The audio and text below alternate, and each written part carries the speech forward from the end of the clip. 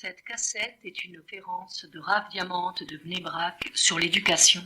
Cette conférence a été traduite de l'hébreu en français par Madame Elbaz d'Aix-les-Bains et par Madame Ruth Ben-Simon d'Aix-les-Bains. Avant de commencer sa conférence, le Rav Diamante a rappelé à son auditoire que l'éducation, ce n'était pas une question d'intelligence, de connaissance ou même de psychologie.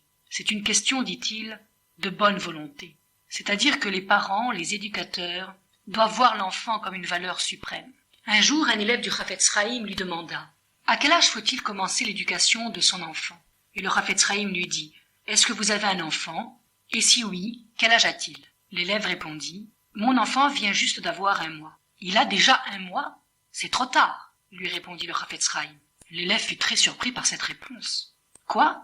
Mon enfant n'est qu'un jeune bébé de 1 mois, et il ne comprend rien, il ne voit rien, il ne parle pas, et il serait déjà trop tard ?» « Oui, lui répondit le Rav.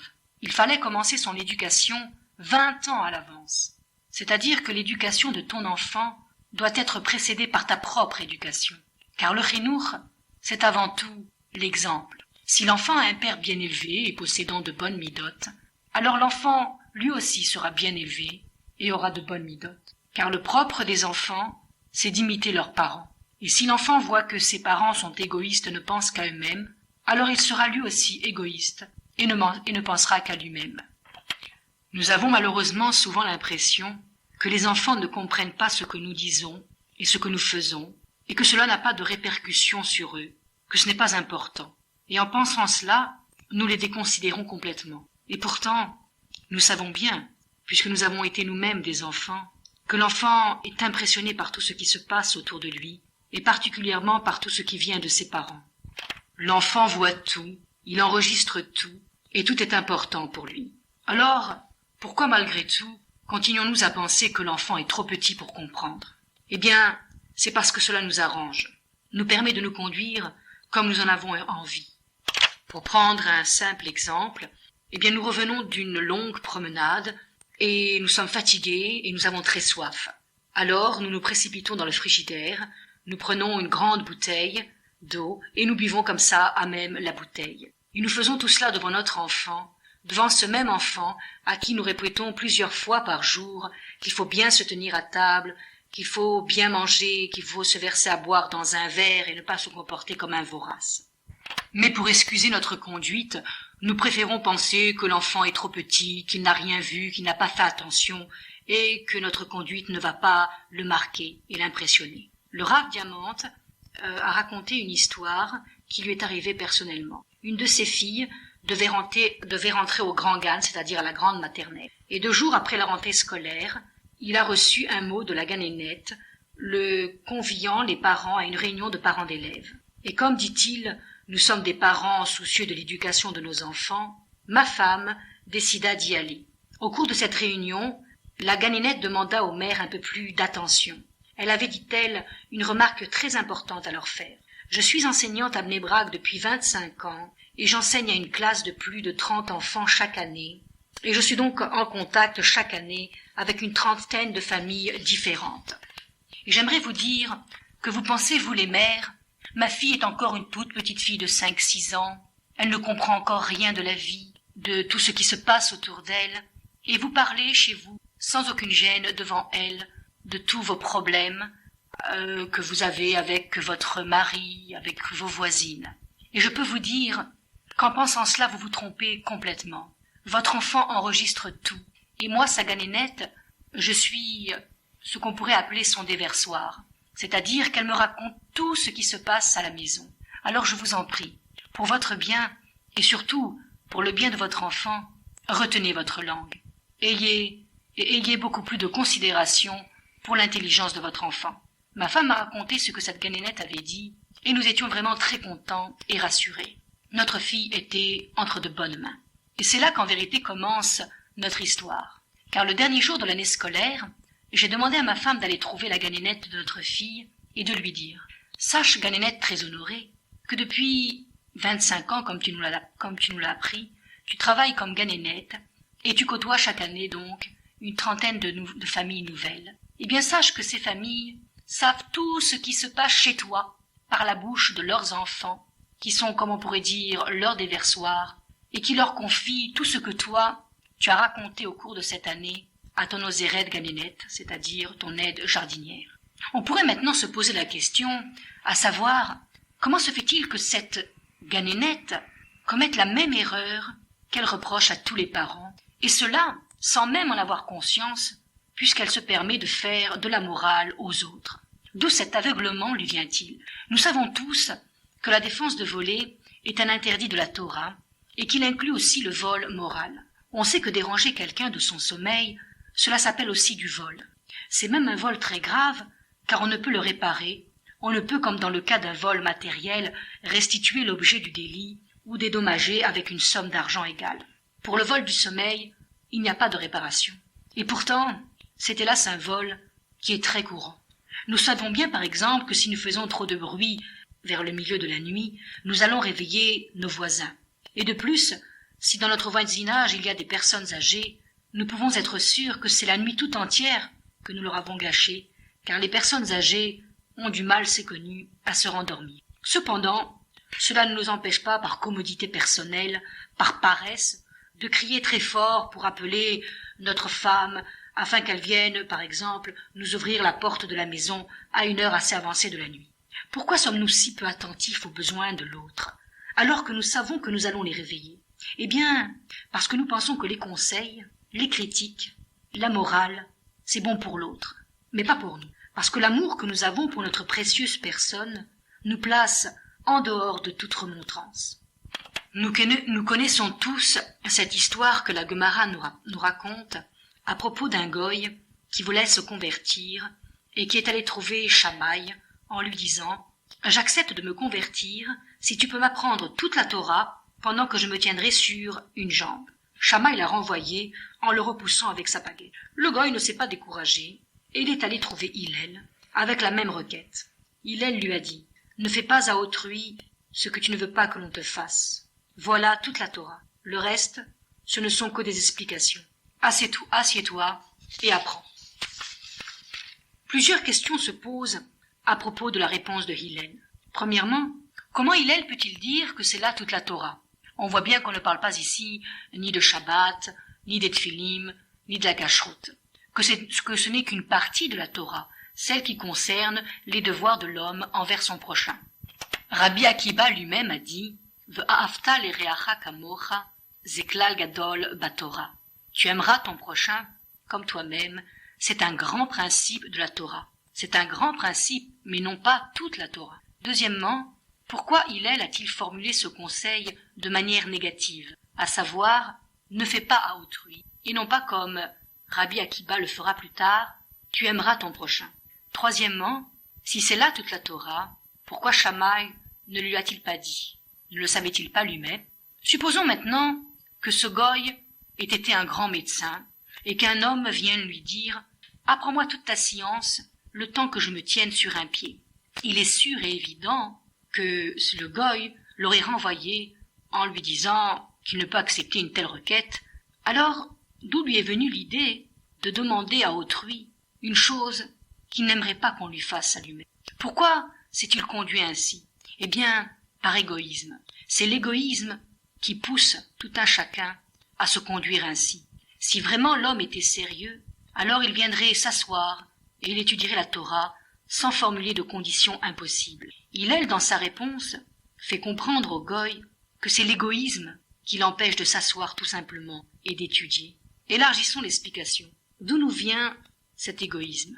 Rabbi Elchanan Wasserman, qui est mort pour le Kiddush Hashem dans la Shoah, a écrit beaucoup d'enseignements à propos de la Emouna.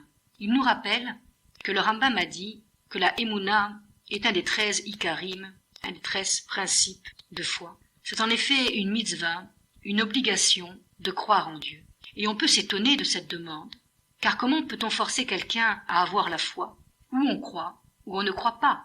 Plus que cela, on sait que de grands hommes, des personnes très intelligentes, comme par exemple Aristote, malgré tout leur savoir, leur sagesse, n'avaient pas la foi. On peut comprendre qu'on puisse forcer un enfant, mais un homme qui a conscience de sa propre intelligence, de son individualité, de sa puissance, comment peut-on le forcer? D'autre part, il est dit que la Emouna est une chose très simple, qui ne requiert aucune sagesse, ni aucune intelligence. Dans le livre Les devoirs du cœur, on donne là-bas un exemple. Un homme marche dans le désert, et tout à coup, il aperçoit de loin une maison. Tout joyeux, il s'en approche, et il y entre. Et dans une des pièces, sur une table, il y a posé tout un papier recouvert d'écriture. Il le prend et commence à le lire. Et il s'aperçoit que chaque lettre est comme une pierre précieuse. Aucune n'est effacée ou ne dépasse, et tout est écrit avec une grande intelligence du début jusqu'à la fin. Et plus il lit, plus il s'étonne, plus il s'émerveille, et plus son désir est grand de connaître l'auteur de ce billet. Tout d'un coup, surgit dans la pièce un jeune enfant. L'homme lui demande « Qui donc a écrit cela ?» L'enfant rit et lui répond « Il y avait sur la table un petit pot d'encre, il s'est renversé et a donné cela. » L'homme le regarde et se dit que cet enfant est soit un menteur, soit un idiot. Qui peut croire une chose pareille? De la même manière, comment peut-on croire qu'il y a eu soudain un boom et que tout un monde, si bien organisé, si bien construit, est né? C'est complètement insensé. L'homme ne peut que penser qu'il y a forcément un constructeur, un créateur. La foi, c'est donc vraiment quelque chose de simple, et pourtant, un homme de l'intelligence d'Aristote n'était pas croyant. Pourquoi? Rabbi Wasserman nous dit qu'en vérité l'homme est né croyant. Dans le désert, si Dieu nous a nourris chaque jour avec de la manne, c'est pour nous obliger à nous tourner sans cesse vers lui, à nous adresser à lui, et à renforcer ainsi notre émouna, notre croyance. Car lorsque l'homme a faim ou qu'il est dans une épreuve, il se tourne vers Dieu et demande et prie. Mais à partir de l'instant où l'homme arrive à se débrouiller tout seul, ou quand il se sent bien, alors son égoïsme grandit et il oublie son Créateur. Il oublie d'où il tire sa force, d'où il tire la bénédiction, d'où il tire sa vie. Et une existence sans Dieu l'arrange beaucoup plus, parce qu'il peut faire ce qui lui plaît, ce qu'il a envie de faire. Nous voyons donc que la barrière à la foi, ce n'est pas le cerveau de l'homme, mais c'est l'ego de l'homme. Et il nous est donné la mitzvah de casser cet égoïsme. Alors, automatiquement, nous pouvons être assurés que nous croirons à nouveau, parce que c'est là notre nature. C'est ce que Hillel a voulu dire à ce goy qui cherchait à se convertir. Casse ton ego, ne fais pas à autrui, et après tu pourras t'asseoir et étudier. Tu pourras croire. Regarde autour de toi. Il n'y a pas que toi dans le monde. Prends conscience de l'autre, et alors tu pourras accomplir toute la Torah. Shammai, lui, a signifié la même chose, mais par allusion. Il a repoussé l'homme avec sa baguette, pour lui faire comprendre qu'avant d'étudier, il faut d'abord casser son égoïsme. On ne peut pas s'approcher de la Torah si on reste avec cet amour de soi qui est comme une barrière, comme un voile. Et c'est un grand enseignement pour nous. Ceci nous apprend que c'est l'égoïsme de l'individu, c'est cela qui détruit l'éducation des enfants. On veut parce que cela nous arrange, parce que l'on s'aime, parce qu'on ne veut pas se corriger, penser que l'enfant est trop petit, qu'il ne comprend rien, qu'il ne ressent rien, et que notre conduite lui importe peu. Et ceci est une grave erreur, et nous le savons, puisque tout à coup, lorsque nous avons quelque chose à exiger d'un enfant, alors celui-ci devient subitement assez intelligent, assez concerné, assez grand pour comprendre et pour nous obéir. Nous l'avons dit, l'enfant est un grand imitateur, et il retient exactement le mot, la phrase que ses parents répètent souvent ou disent. Pour nous persuader du bien fondé de ce jugement, il nous suffit de regarder les enfants jouer ensemble, et particulièrement lorsqu'ils jouent au papa et à la maman. Nous sommes sûrs de nous retrouver dans leur jeu. Un jour, le Rosh Yeshiva de Netivot Olam était descendu dans la cour, et ses enfants jouaient au papa et à la maman et au petit frère. La petite fille qui jouait le rôle de la mère a appelé le papa pour manger, et son frère, qui était donc le papa, accourut aussitôt. Et la petite fille s'énerva et lui dit « Mais pourquoi es-tu venu ?» Son frère lui répondit « Mais parce que tu m'as appelé. »« Non, non, ce n'est pas juste. Il ne fallait pas venir tout de suite, » lui dit-elle. « Tu sais bien que papa ne vient pas tout de suite quand maman l'appelle pour manger. » Nous voyons donc bien que l'enfant comprend tout et réagit à sa manière pour faire comprendre à ses parents qu'il peut par exemple souffrir de leur comportement. Souvent, dans une famille où les parents se disputent, où les parents ne s'entendent pas, l'enfant devient coléreux, agressif ou renfermé. Il essaie par son attitude de faire comprendre à ses parents combien il souffre, combien il aimerait qu'ils cessent de se disputer. Mais les parents, eux, ne comprennent pas son message. Ils pensent que l'enfant qui vient de casser exprès un objet pour détourner leur attention, ou qui vient de piquer une colère, est un enfant méchant. Ils n'établissent pas de relation entre sa conduite et la leur. Et l'enfant arrive à l'âge de 16 ans, et il ne leur apporte plus que des ennuis. Et eux continuent à ne pas comprendre. Ils se disent qu'ils ont pourtant tout donné à cet enfant, qu'ils l'ont gâté au maximum. Et c'est bien vrai. Ils lui ont donné tout le matériel, mais le bagage spirituel, lui, est vide. L'enfant a été le témoin de la conduite de ses parents, et quand il était petit, il ne pouvait rien dire. Mais maintenant qu'il a grandi, alors il traduit toute sa rancune, toute sa rancœur par la révolte. Il y a eu un jour dans notre yeshiva, un jeune qui allait se marier, et il nous a raconté un peu son enfance. Il venait d'une famille religieuse, mais vers 14 ans, il s'est révolté, a commencé à se mal conduire, jusqu'à tomber, Dieu nous en préserve, dans la drogue. Il s'est néanmoins repris en main, et est revenu d'un cœur entier dans le droit chemin. Et quand il regarde en arrière, et qu'il voit défiler le film de ses souvenirs d'enfance, il se demande, mais pourquoi à 14 ans? Que s'est-il donc passé en moi? Et il répond qu'en vérité, sa révolte a commencé bien plus tôt, vers l'âge de 5-6 ans, mais il était trop petit pour l'exprimer. Il se rappelle que déjà à cet âge-là, il ne pouvait supporter le fait que ses parents lui demandent de faire des choses que eux-mêmes ne faisaient pas. Et quand il s'en étonnait, son père lui répondait invariablement « Quand tu seras grand, tu feras comme tu voudras. Mais pour l'instant, tu es petit, tu dois nous obéir. » Et un jour, cet élève, je me le rappelle maintenant, est revenu chez lui avec un mot du maître qui demandait à ses parents de le punir parce qu'il mentait très souvent. Son père, très furieux, le prit à part et lui expliqua pendant une demi-heure combien c'était grave de mentir, combien c'était une chose terrible. Et l'enfant écoutait et se taisait. Et puis le téléphone a sonné et le père lui a dit « Va répondre s'il te plaît, mais surtout, si c'est monsieur untel qui téléphone, dis-lui bien que je ne suis pas là. » Je vais vous raconter maintenant une histoire à laquelle j'ai assisté personnellement quand j'avais 10 ans. J'étais en classe de CM1.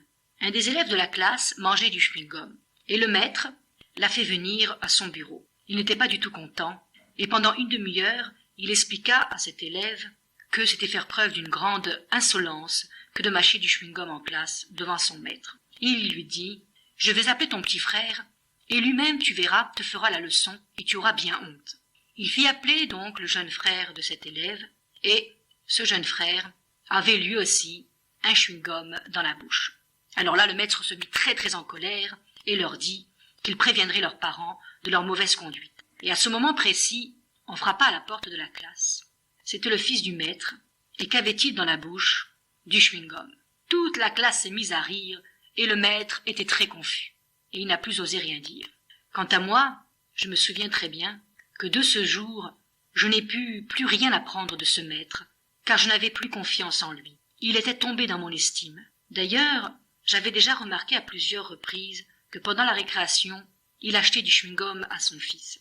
Et cet incident m'a tellement marqué que même à présent, après tant d'années, lorsqu'il m'arrive de le croiser dans la rue, je ne peux m'empêcher d'être envahi d'un sentiment de rejet à son égard. On aura donc compris là un point essentiel de l'éducation. On ne peut éduquer efficacement un enfant si soi-même on ne respecte pas les règles qu'on lui impose. Il ne peut y avoir deux lois, une pour l'enfant, une pour les parents ou éducateurs. Si l'enfant est victime de cette injustice, de cette contradiction, il ne peut être amené par la suite qu'à se révolter et qu'à mépriser ses parents. Et nous pouvons nous demander, mais pourquoi y a-t-il donc deux règles? Eh bien, c'est parce que nous nous aimons trop pour avoir la même exigence envers nous-mêmes qu'envers nos enfants. En vérité, et c'est terrible à dire, mais nous nous aimons plus que nos enfants. Comment puis-je dire cela? N'est-il pas vrai qu'une mère serait capable de se jeter dans le feu pour arracher son fils aux flammes d'un incendie? Pourquoi ce geste de sacrifice, si je dis que les parents s'aiment mieux que leurs enfants? Eh bien, c'est par pitié pour elle-même qu'elle agit. Elle ne peut supporter l'idée de pouvoir vivre après un tel drame.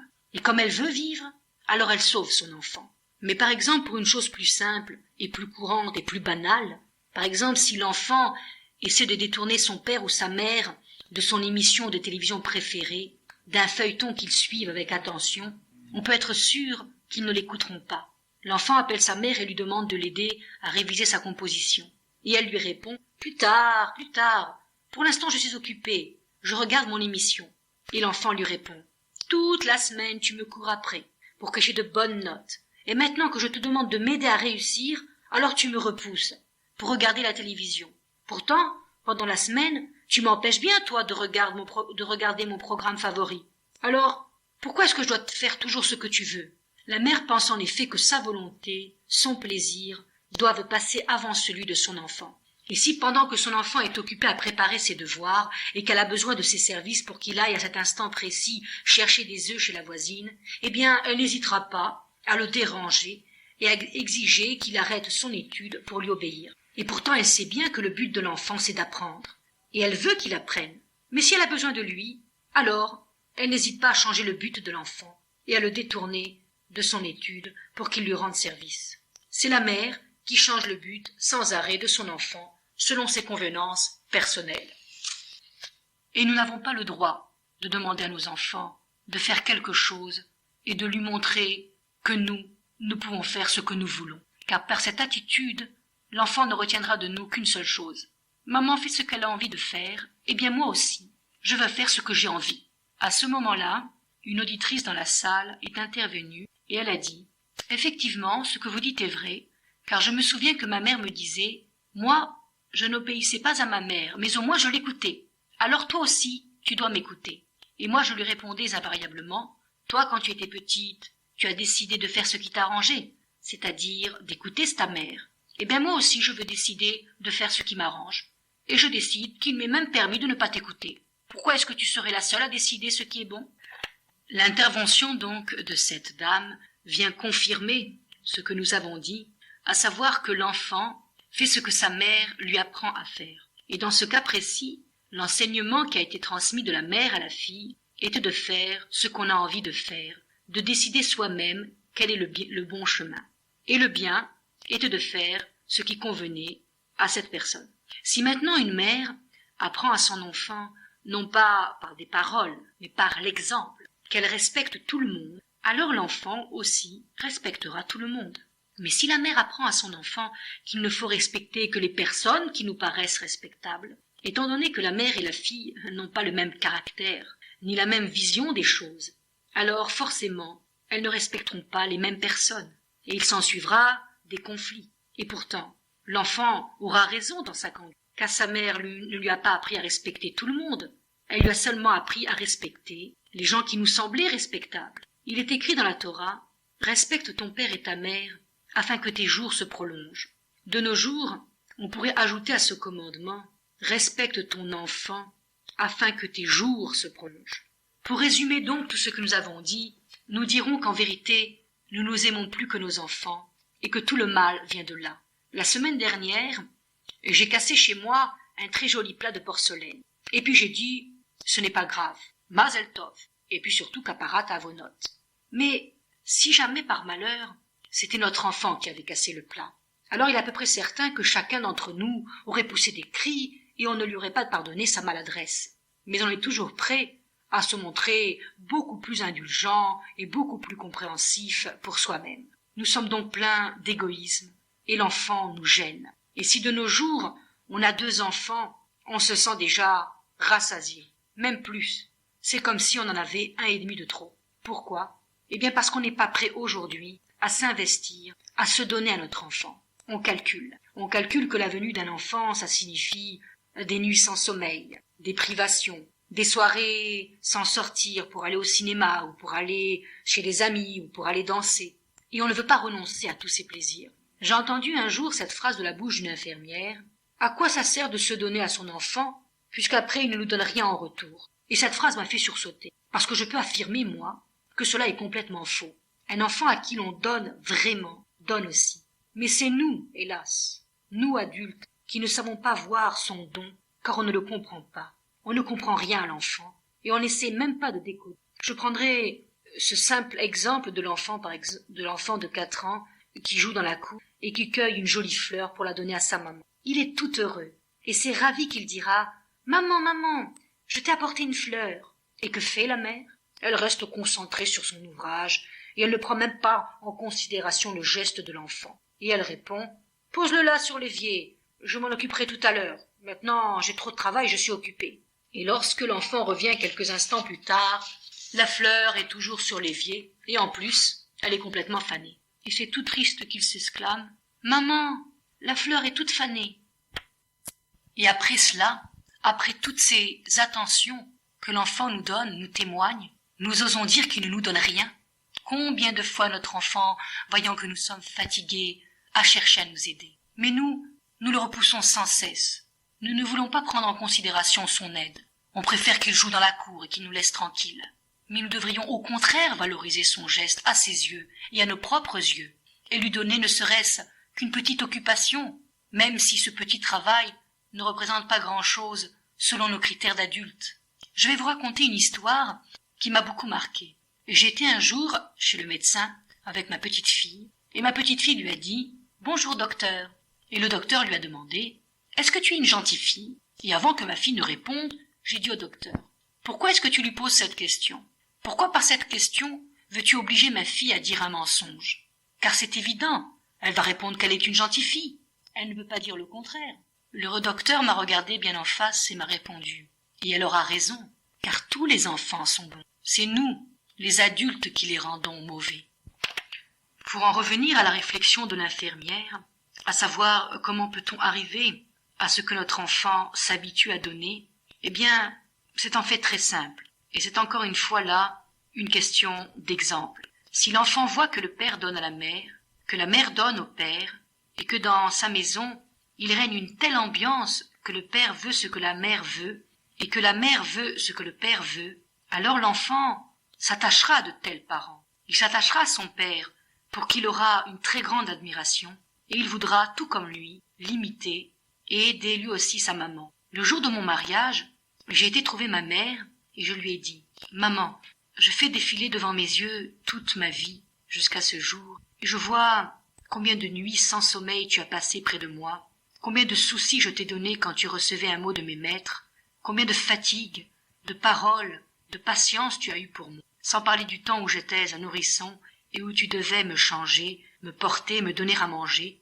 Comment puis-je te rendre tout cela ?» Ma mère me répondit « Un enfant ne peut rien rendre à ses parents. Mais si tu veux néanmoins rendre quelque chose, alors il te suffit d'éduquer tes enfants comme je t'ai éduqué. » À l'époque, je n'avais pas très bien compris la valeur de ce qu'elle me disait. Mais à présent, je comprends et j'apprécie ce conseil de mieux en mieux. On pourrait penser que le genre d'éducation que je prône ne peut s'appliquer qu'à un contexte particulier et n'est compatible qu'avec une certaine manière de vivre, qu'avec tout un ensemble de situations particulières qui font qu'une telle éducation est possible, et que dans d'autres situations, ça serait pas possible. Eh bien, je dis que non. J'affirme que l'éducation ne dépend pas de toutes ces différences qu'il existe dans les situations de chacun, mais que l'éducation dépend uniquement de la volonté personnelle de chacun d'entre nous à s'investir totalement pour ses enfants. Il y a cependant, c'est vrai, une restriction. L'entourage peut effectivement jouer un rôle néfaste et casser tous les efforts que l'on fait.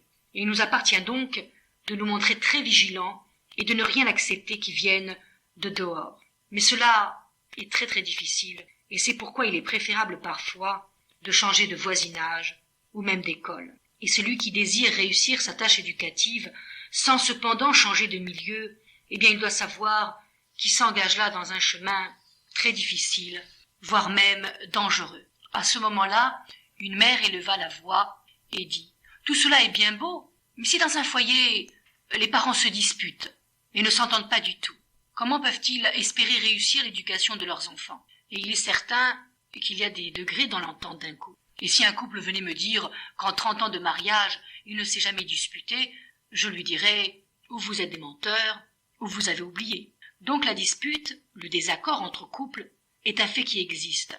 Mais ce que nous devons savoir, c'est où et quand se disputer. Ce qui est sûr, c'est que l'enfant ne doit jamais être le témoin de notre dispute. Pour le bien des enfants, les parents doivent se conduire très bien l'un envers l'autre. Et s'ils ont un sujet de friction entre eux, eh bien, il faut qu'ils le débattent dans leur chambre, à l'abri des yeux et des oreilles de l'enfant. Mais vous allez me répondre que l'enfant peut très bien se rendre compte de ce différend par les éclats de voix. Quand on se dispute, eh bien on crie. Eh bien je vous répondrai qu'il ne faut pas crier. Oui, je sais, c'est très dur, mais ce n'est pas impossible. Cette chose-là n'est impossible que si l'enfant n'est pas suffisamment important pour vous. Je vous donne un simple exemple. Imaginez que quelqu'un me marche sur l'orteil. Aussitôt je m'énerve et je déverse sur lui ma colère. Supposons maintenant que celui qui m'a marché sur les pieds est le président de la République en personne. Il est sûr et évident que je ne vais pas m'énerver. Je dirais même « Oh, ce n'est pas grave ». Et pourtant, la douleur est la même. Alors pourquoi, cette fois-là, est-ce que je ne dis rien? Eh bien, tout simplement parce que pour moi, le président a plus de valeur que ma colère et que ma douleur. Alors je prends sur moi et je me... Un autre exemple. Imaginons que vous avez 4 enfants. Le plus petit ne vous a pas laissé dormir de la nuit, et un autre s'est réveillé de très bonne heure vers 6 heures, et il commence à déchirer son coussin et à enlever toutes les plumes, et le troisième se précipite dans la cuisine, ouvre le pot de confiture et le renverse par terre. Et vous avez le quatrième qui crie d'une voix aiguë « Maman, maman, maman !» Qu'allez-vous faire? Eh bien, vous allez devenir complètement hystérique. Mais si 2 jours auparavant, je vous avais dit, celui qui restera une semaine entière sans s'énerver, je lui donne 10 millions de dollars. Eh bien, il est sûr que ce même matin, vous n'allez pas du tout vous énerver. Vous allez considérer toute la situation avec un calme pastoral. Après tout, on peut acheter un autre coussin, on peut nettoyer la confiture, on peut répondre gentiment à son enfant. Pourquoi un tel changement? Eh bien, parce que la motivation, à savoir le gain de 10 millions de dollars, a été plus fort que votre colère. Nous voyons que les valeurs changent suivant la motivation, et que la motivation est capable de briser les mauvaises midotes de l'homme. Je vais vous raconter une histoire et qui m'est arrivée personnellement. J'ai une folie, je ne supporte pas les boucles d'oreilles, ça me dérange. Aussi ma femme n'en porte-t-elle pas. Mes filles ont grandi, et la première chose qu'elles ont voulu avoir, eh bien, ce sont des boucles d'oreilles. J'ai refusé. Mon aîné est allé trouver ma femme pour qu'elle intervienne auprès de moi, pour me faire changer d'avis. Mais rien à faire. Je ne pouvais le permettre, car c'était une chose que je ne supportais vraiment pas.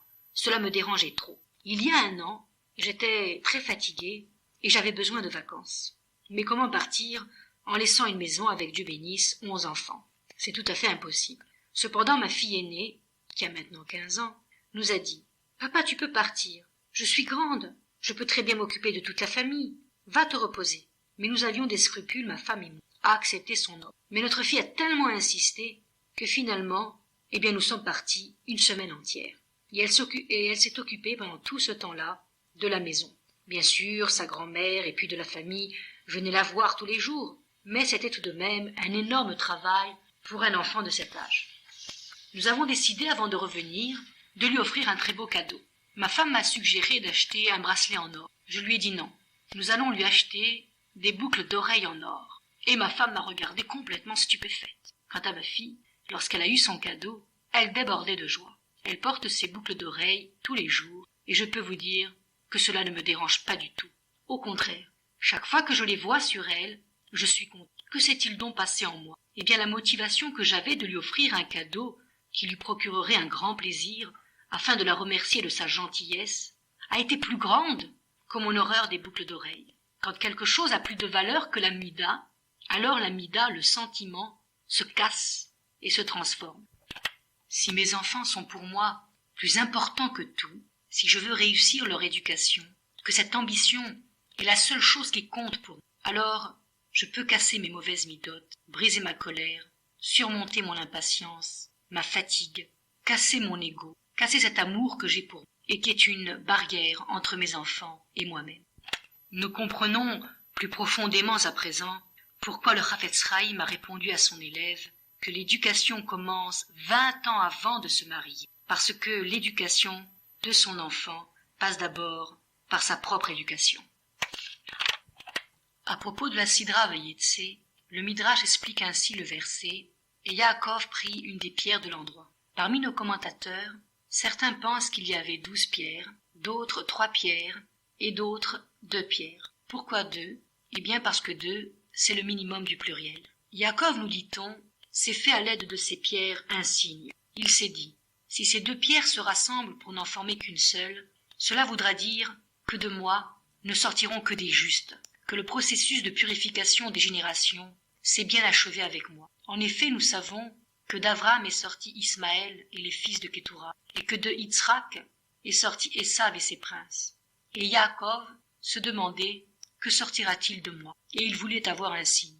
Et l'on se pose la question à savoir pourquoi Yaakov a-t-il eu besoin d'un signe? Et quel rapport peut-il bien y avoir entre le rassemblement de ces pierres et puis des enfants?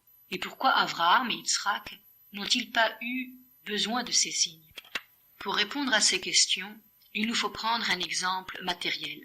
Quand on veut extraire de la terre des métaux précieux tels que l'or ou l'argent, on doit automatiquement passer par un processus de purification, car le métal précieux est mêlé à des impuretés, à des saletés, à beaucoup de terre, et même plus. On peut dire qu'il y a beaucoup plus d'impuretés que d'or ou d'argent. Et après avoir effectué un premier tri, on en effectue un deuxième, où déjà il sort beaucoup moins de sable et de cailloux. Et à la troisième opération, on obtient enfin le bloc d'or ou d'argent en entier, et il n'y a plus de débris. De la même manière, un tel tri s'est effectué dans la descendance de nos pères. Avram était le fils de Terach, qui fut un idolâtre, et de lui sont sortis d'une part Ismaël et les fils de Kétoura, et d'autre part Yitzhak. C'était la première purification.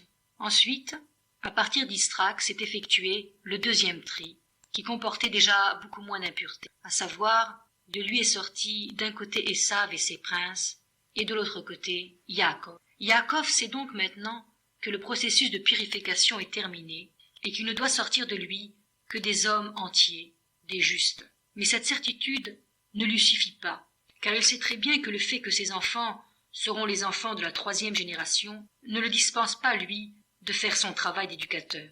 Il sait que s'il se croise les bras, la ségoula ne suffira pas. Dieu lui a simplifié le travail, il lui a donné de bonnes conditions, de bons matériaux, mais lui, en tant qu'homme, il doit fournir des efforts, parce qu'il sait que la réussite dépend de l'effort, de l'investissement de l'être humain dans la tâche éducative. Yaakov pense que pour réussir le chinour, il ne suffit pas de donner des ordres, des recommandations à son enfant, mais que l'essentiel, c'est surtout de s'éduquer soi-même et d'être un exemple. Il se dit que si ses enfants voient un père éduqué, alors eux aussi seront éduqués.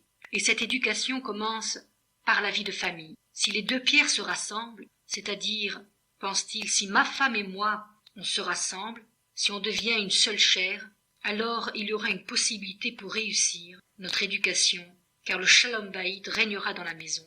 Mais il sait que, pour réussir le shalom bayit, eh bien, il faut travailler ses midot, c'est-à-dire ses sentiments. Il est dit, si l'homme et la femme sont méritants, alors la présence divine sera sur eux, sinon un feu les dévorera.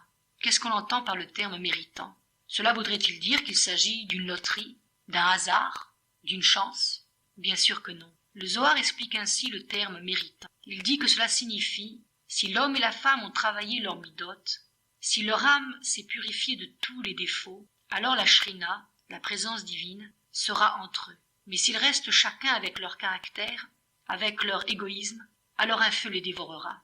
C'est-à-dire qu'ils auront une vie pleine de disputes, où chacun cherchera à tirer la couverture à soi, chacun cherchera à gouverner, à prendre le plus possible, sans jamais donner. Et dans une telle ambiance, on ne peut pas éduquer ses enfants.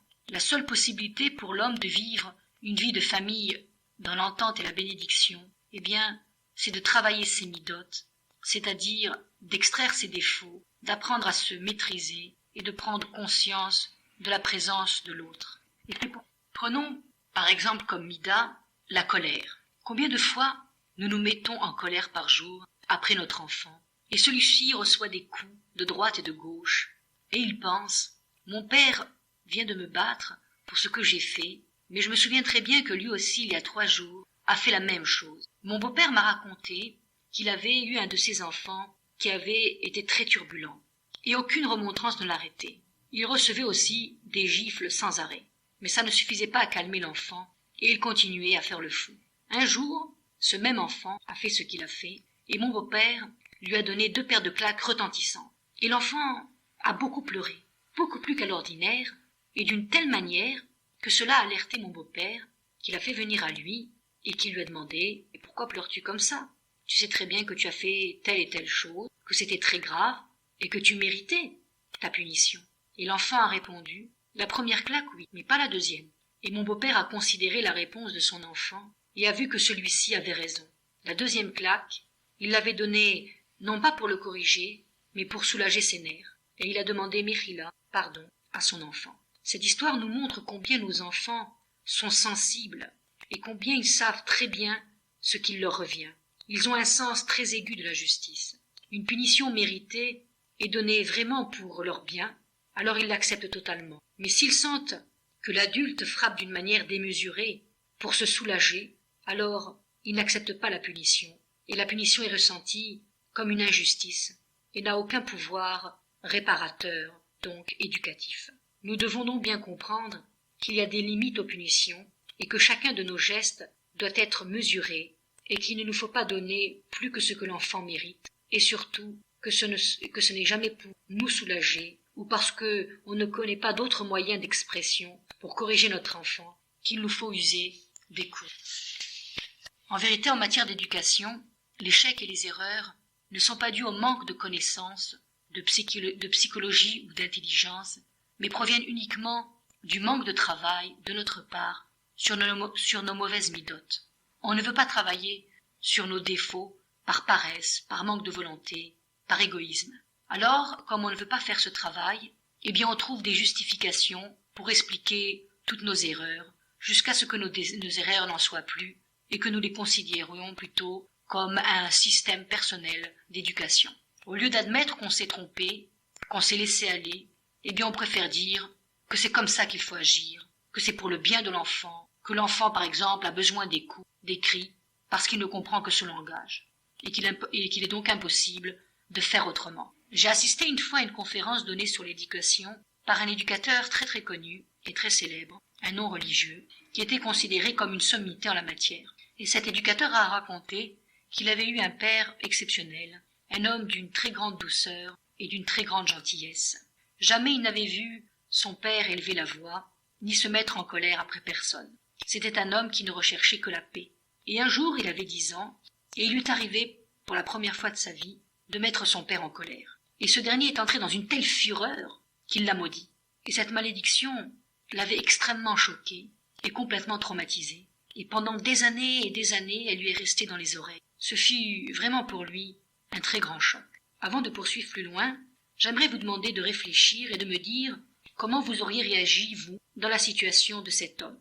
Eh bien, il est à peu près certain que vous penserez que vous, plus tard, vous veillerez à ne jamais maudire vos enfants, que vous travaillerez sur ça, car vous savez combien, par expérience personnelle, cela peut traumatiser un enfant. C'est donc là une manière très naturelle d'agir. Eh bien, cet éducateur de grande renommée, qui s'adressait à une très très grande assemblée lors de cette conférence, eh bien, cet éducateur a dit « Je suis père à mon tour aujourd'hui. J'ai un fils de 6 ans et j'ai pris l'habitude de le maudire. Comme ça, je suis sûr qu'il ne sera jamais traumatisé par une malédiction, parce qu'il aura été habitué à m'entendre parler ainsi. » Et chacun d'entre nous peut être vraiment surpris par une telle réponse, une telle conduite. Eh bien, je peux affirmer que nous agissons de la même manière que cet homme, et je me comprends dans cette remarque. Par égoïsme, pour ne pas avoir à nous travailler, à faire attention pour que l'enfant n'attende pas trop de nous et ne nous place pas dans un piédestal, eh bien, nous préférons nous laisser aller agir comme nous le désirons. L'enfant, très souvent,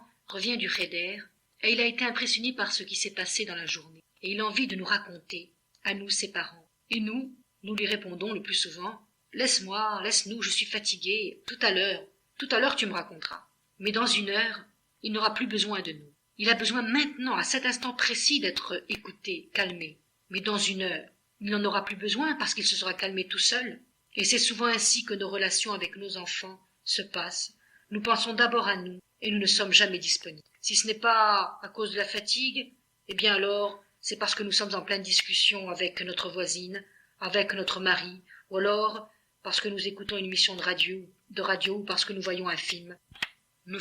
Nous faisons placer nos préoccupations, notre plaisir, avant les besoins de notre enfant. Et je puis vous assurer qu'un père et une mère égoïstes ne peuvent pas être de bons éducateurs. Beaucoup d'hommes et de femmes viennent se plaindre à moi et me disent « Ce n'est pas de ma faute si je ne réussis pas avec mon enfant. Je ne comprends rien à l'éducation. Je n'y arrive pas. Aidez-moi. » Mais moi, je ne conçois pas une telle demande. Je ne l'accepte pas. La Gemara nous dit Un bébé et son pain, liés ensemble, sont descendus sur terre. Ceci nous enseigne que le nouveau-né vient sur terre avec sa nourriture. Hachem s'est fait du souci pour amener avec le bébé sa nourriture, pour qu'il puisse vivre. Et comment peut-on penser alors que Dieu qui s'est soucié de son corps ne se soucierait pas également de son âme, qui est la partie essentielle, en donnant aux parents la force pour bien éduquer cet enfant. Dieu, lorsqu'il donne l'enfant à l'homme, lui remet un dépôt précieux. Et on n'a jamais vu quelqu'un qui confierait un trésor à un individu qui n'aurait ni maison, ni coffre pour le garder. À plus forte raison, Dieu ne va pas confier une âme qui est une partie de Dieu véritablement et qui n'a pas de prix, sans donner aussi les forces pour mener à bien cette entreprise. Je le répète encore, le Rhinour, ce n'est pas une question d'intelligence, ni de psychologie. Nous avions une voisine, une femme très simple, et nous avons appris énormément d'elle en la regardant éduquer ses enfants. Elle avait un sentiment maternel extraordinaire. Pour éduquer, il faut tout simplement être très fortement motivé. Il faut reconnaître l'importance du Rhinour. Une mère qui pense que le Rhinour c'est sa vie, qu'elle doit absolument réussir, et qui s'investit totalement dans cette tâche, il n'y a aucune raison pour qu'elle ne réussisse pas.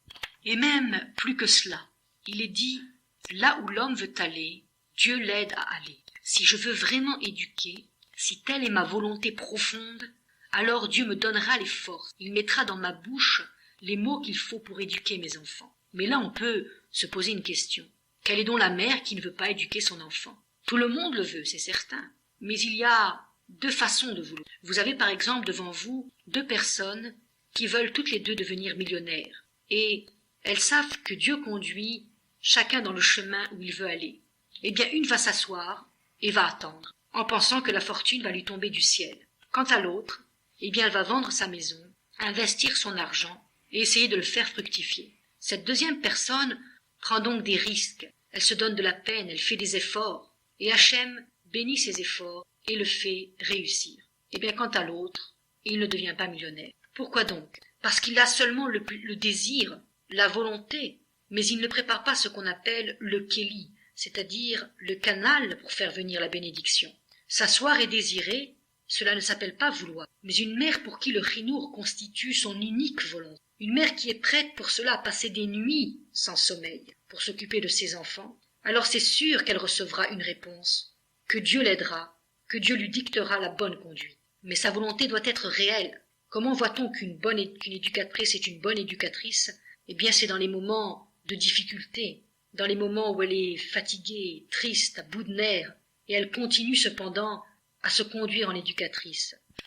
Mais pour le domaine de l'éducation, il ne suffit pas de s'investir. Il faut aussi la siyata d'Ishmaïa, c'est-à-dire l'aide d'Hachem. Il faut prier. Une fois, le fils du Khatam Sofer est allé à Sens discuter avec le Divrei Chaim. Et le Divrei Chaim a été très impressionné par cet enfant. Et il a dit au Khatam Sofer, « Quel merveilleux enfant tu as, quelle sagesse, il se conduit très bien, tu peux vraiment être fier de ton fils. » Le Khatam Sofer a enlevé son chapeau et il lui a dit, « Tu vois ce chapeau? Je l'ai rempli de larmes pour avoir un enfant comme cela.